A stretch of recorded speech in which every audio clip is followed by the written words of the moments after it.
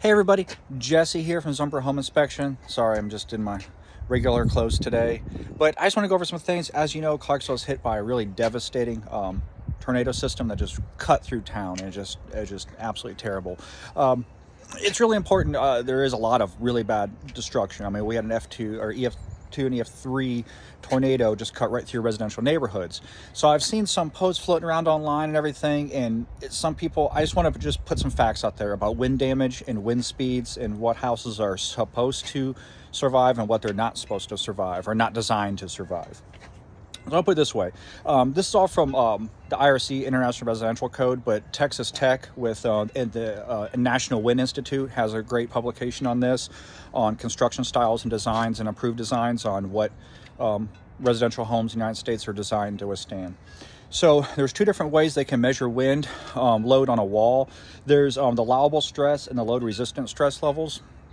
And I'll put it this way, even if the home is built exactly correct structurally, everything is perfect on it and how it's constructed, the allowable wind speed for structural damage, I'm not talking about shingles or siding, I'm talking about structural failure, is 90 miles an hour for allowable stress or 115 miles an hour for the load resistant stress model.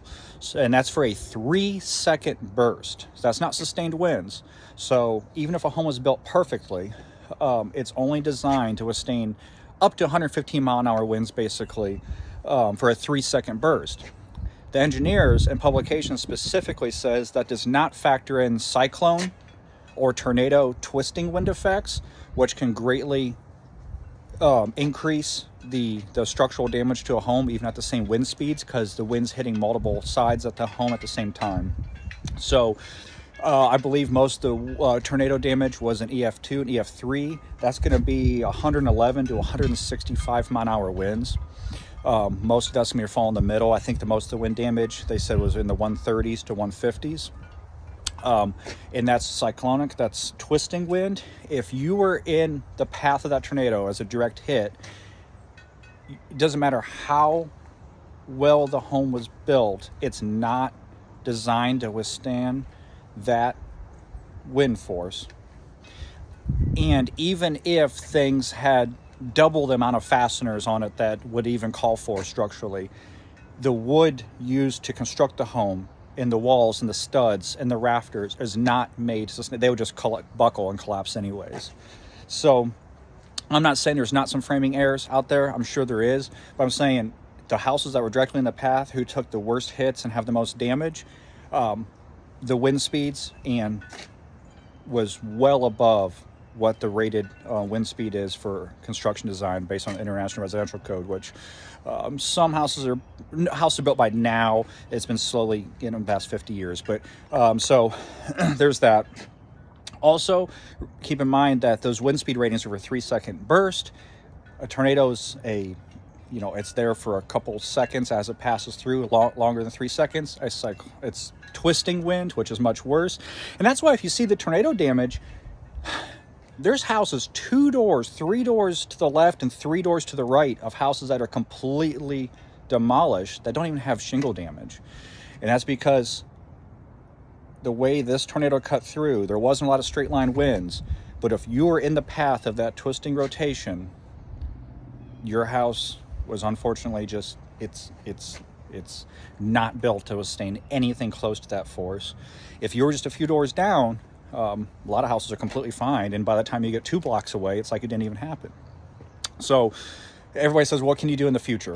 The actual NOAA and different building codes says the only thing to really protect from a tornado, really, if you're going to take a direct hit like that, is going to be a tornado shelter or a basement, because anything built above ground or out of wood, if you're getting an EF3 tornado such as we had, it just can't survive. It's just, the wood's not strong enough. It's just not going to sustain that. And then people say, well, can they improve building standards to make homes more tornado resistant? The engineers at the National Wind Institute has been working with that for years.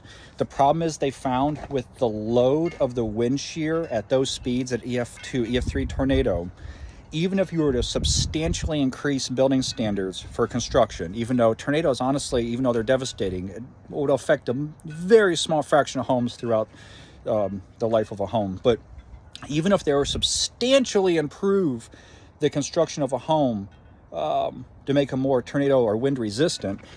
After you hit that 111 or 115 mile an hour mark where wood fails right now and goes above that, you can have substantial improvement in construction with very minimal improvement in survivability for the home, not the person, but for survivability of the home in sort of a direct hit from a tornado. So it's kind of a cost-benefit analysis. Even if you dramatically overbuilt the home, the actual benefit of will the home actually survive a direct hit or even a peripheral side hit for a tornado, it barely even goes up a few miles per hour.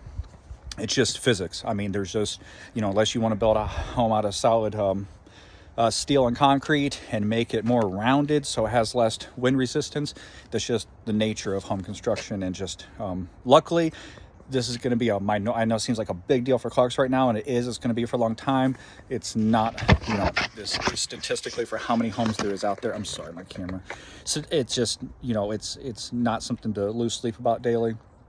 But the only real protection is going to be some sort of an actual professional tornado shelter or a basement home, a home with the basement.